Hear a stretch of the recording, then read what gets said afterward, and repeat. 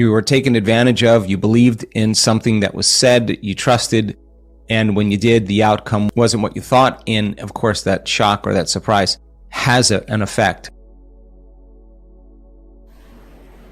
Hello and welcome to the Pacific Channel, where you learn about the law of attraction, how to manifest anything you want, meditation, and more.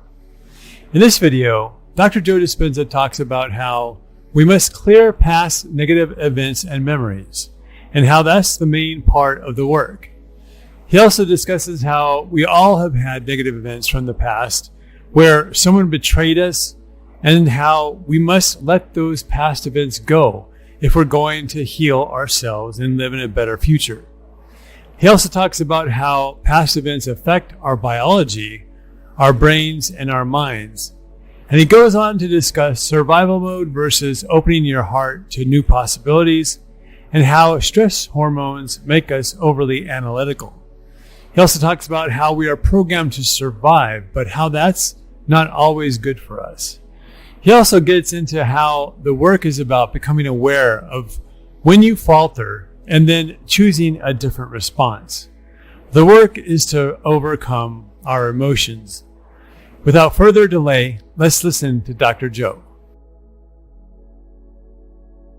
One of the things that happens in this work is twofold. One is, as we work on actually changing our brainwaves and moving into that state of trance, we open the door between the conscious mind and the subconscious mind, and we become more suggestible to information without analyzing it. And there's nothing wrong with that. That's how we can rewrite a program. That's how we can change our subconscious mind. And people have done great jobs in doing that, and it affects their autonomic nervous system, it affects their biology. And so sometimes we just become more suggestible or more vulnerable. The second thing is, you practice opening your heart, and you're living in a world where survival is the program. And in survival, it's not a time to open your heart. And so there's this kind of crazy, delicate balance between opening our heart and protecting our heart in the same way. And I think we've all had those moments where someone has taken advantage of us, or we trusted someone and we were betrayed in some way. And that instance, that circumstance brands us biologically, neurologically in the brain, and emotionally in the body, and the shock or the surprise of the event is an altered state, which becomes kind of a long-term memory. And so you review the event over and over in your mind. We all do this, and we're producing the same chemistry in the brain and body. And over time, the memory is not just stored in the brain and the mind, it's stored in the body as the mind, the subconscious mind. It's a conditioned process. It's the thought and the feeling, the stimulus response that does that. And we've all had those moments. And so that alters our biology, that alters our brain function. Now we're a little bit more alert, we're a little bit more aware. Why? Because in survival, you don't want that to happen again. So now you don't open your heart as much because you're afraid that the event will occur again. And of course, now the stress hormones cause us to become analytical, right? But not just analytical, but overly analytical. And that's the kind of high beta brainwave patterns that we function in when we want to stay alert and awake. And as we all know, the short term of that is okay, but the long term really has some profound effects on our health and our biology. And it's in that analytical state that we become disconnected or feel disconnected from that field of information that you had such access to naturally, which we all do as children, have access to in a natural way because our brain waves are different. And we all do this. We project in our mind if it happens again, or if it could be even worse, I better be prepared for it. So we keep bringing up the memory of what happened to remember to stay awake and alert so it doesn't happen again. So we're forecasting the future scenario based on the past. And with that comes an even greater alarm to stay awake and alert. And it's actually that process that really is arousing the body into this state of awareness or over-awareness just by having the memory of the thought of it. And it's the thought then, or the memory, that's keeping us in that past experience. Now, there's nothing wrong with this because that's how we've been programmed for thousands and thousands of years to survive in a potentially dangerous environment, that you will not go to the watering hole again. You will not go to a specific area at a specific time and not be awake. So that was highly adaptive, and that's how we've survived. And as I've said on other calls, fear was adaptive at one point. You don't go up to a lion and pet it. There's something instinctual that tells you to not do that. Near a cliff, you don't kind of flirt with the edge. You stay away from the edge just because there's an embedded program that allows us to make sure that the body's a priority local in space and time. So here you are now. You were taken advantage of. You believed in something that was said, you trusted. And when you did, the outcome wasn't what you thought. And of course, that shock or that surprise has an effect. And some people have it once. Some people have it for months. Some people have it for years. And it's hard to reconcile that we can let go of the experience and not be vulnerable. So the work is about this. This is when it's the hardest. I can tell you from my own personal experience is when it matters the most. And so you got to catch yourself, Matt, in not only your meditations.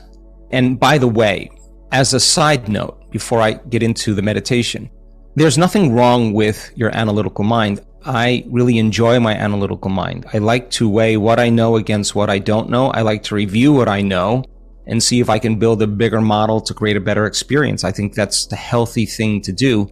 And the analytical mind is what helps us navigate through our lives. We have to have a sense of curiosity and have a critical mind to say, something doesn't feel right here if I check in with my gut. No, I'm going to wait before I move here. The analytical mind is kind of a steering wheel for us in terms of the brain. So it's healthy to have an analytical mind. And if you don't have an analytical mind, and this is my problem with technology, this is my problem with people who become obsessed with their devices or their social media, learning all of a sudden becomes a function of stimulation or entertainment, that your interaction with the device producing dopamine, which is the reward chemical, all of a sudden alters the way you learn. And what it does, though, as the result of it, is it causes you to stop analyzing and thinking critically. And if you're not thinking critically, then you're programmable. And if you're programmable, you can believe in anything and you can program people to do anything. So it's healthy to have an analytical mind that's in balance. And when it's in balance, you're shifting from beta brainwave patterns to alpha brainwave patterns. You're engaging in the world, and then you're reflecting on what you're learning inwardly. And that's how the brain consolidates information. When you're in high beta, the brain is overly analytical and we're overthinking and we're obsessing about some situation, some problem within the emotion that created the arousal. And that actually drives us into higher and higher beta brainwave patterns. And now we're really overthinking everything and overanalyzing everything. And now we're really in the way. So then now the body, its primitive mechanisms are saying, okay, Matt, now you got to close your eyes. You close your eyes, you're aroused. It could happen again. Or, God, I can't believe I let that happen to me. Or, you go through all of that stuff. But really, the real work is to overcome that emotion and to overcome that memory. And so then if you had a chance to look at Matt from the future and you would say, hey, Matt, let me coach you here. You're going to make it through it. This is a future me talking to you. How would you like to move through this and be victorious? All right, when it's hardest, it matters the most. Okay.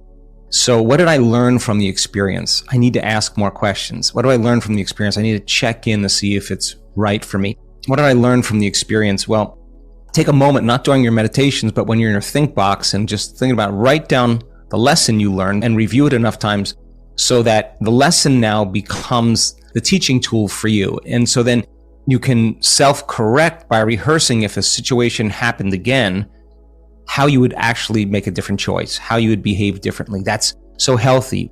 But before you do that, you got to overcome the emotion because that's keeping you connected to the past. And any signal, any trigger in your environment, anything that you associate with that event, even the thought or the memory of that event really puts you back into the emotional past. And so no drug, no external thing is going to really make that change. Only you are going to make that change. And so if you could replace that experience with a new experience, then that old experience will have less weight on you. Okay, so you got to review then. How many times do you have to catch yourself? And I do this so much in my own personal life. How many times do I have to catch myself with that memory or that thought, and I got to catch myself and stay conscious and stay aware, because if that thought slips by my awareness unnoticed, there's going to be a chemical response to my body, and that's going to be called that familiar feeling. That familiar feeling is going to cause me to think more thoughts that are related to that. And now here we go. The whole thing, the brain and body are in the past, and the mystical doesn't happen there. The mystical has no association with that.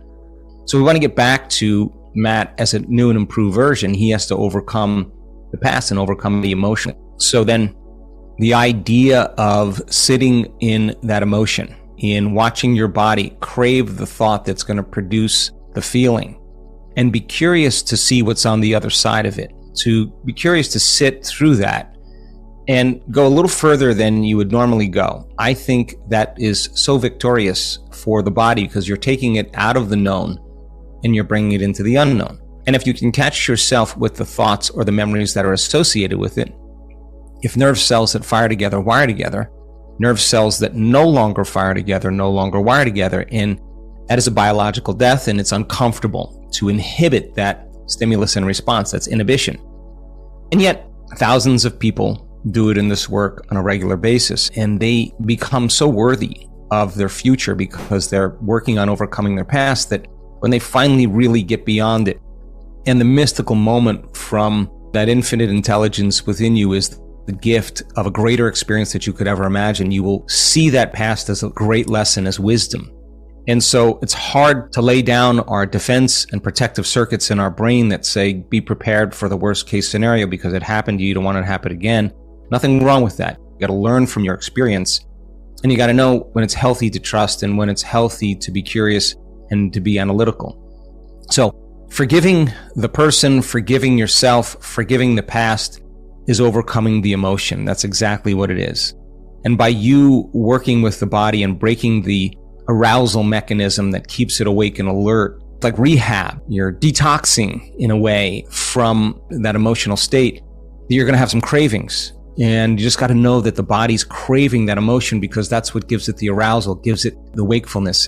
And being curious on what's on the other side of that emotion. And every time you lower the volume to that emotion and become conscious that you're going there, every time you become conscious that the memory is going back to it in your meditations, every time you want to talk about it or complain about it, or you become conscious of those unconscious states, you're actually telling the body that it's no longer the mind, and you're moving it into the present moment. That's the unknown. And of course, when you're in the unknown, you try to predict what's going to happen next. And again, nothing wrong with that. It's just what we do. So laboring for the present moment is so valuable. When you finally get there and when you're relaxed in your heart again and awaken your brain, being in that state then will help you to see that past from a different place if you choose to look at it. But then the next step then is really to begin to remember what that feeling of that mystical experience or those mystical experiences that happened to you, and to teach your body what that feeling feels like.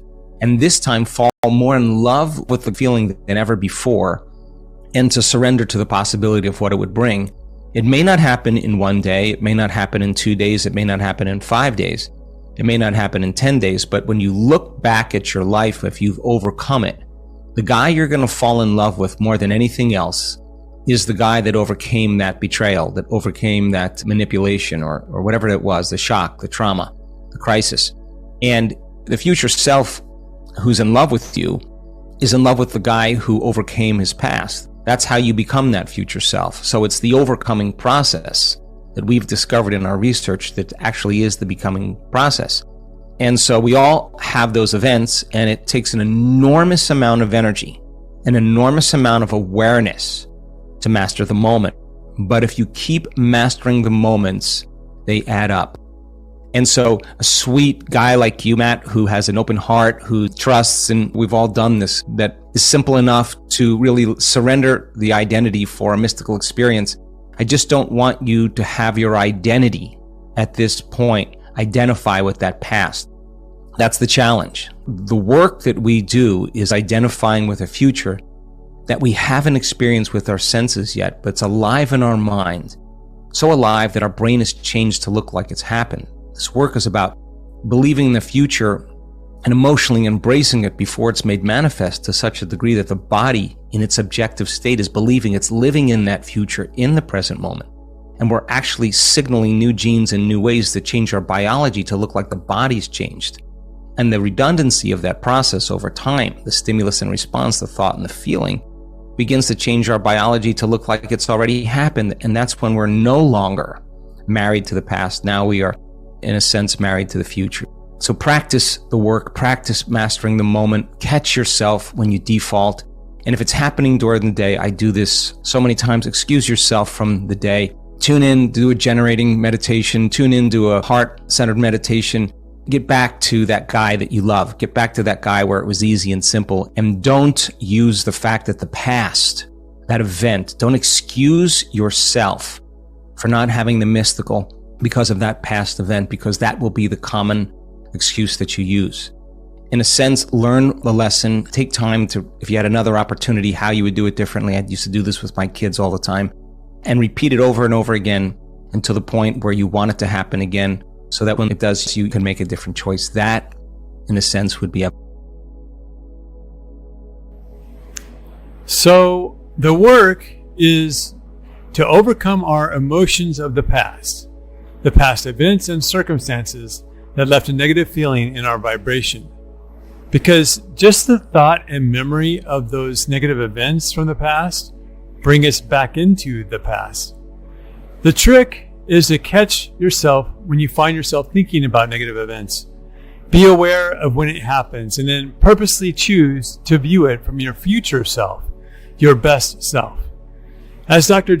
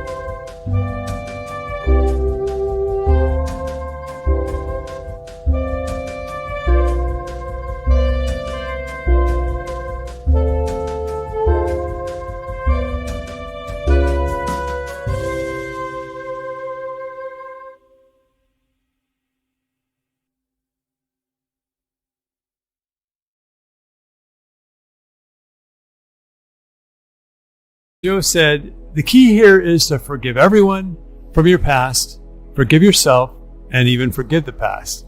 See it as a beneficial process to the evolution of who you are now and who you are becoming. Think of it as if you are in rehab. You are detoxing from that old emotional state. I like how he says it's the overcoming process that is the becoming process. So practice the feeling of alignment and living in the future during the day. Monitor yourself, and when you falter, take a little time to meditate to get back into the new version of yourself, your new body, your new mind, and eventually your new reality. If you like this video, please like and subscribe. And if you feel so inclined, please leave a comment below. Thank you, and go create a great day or night.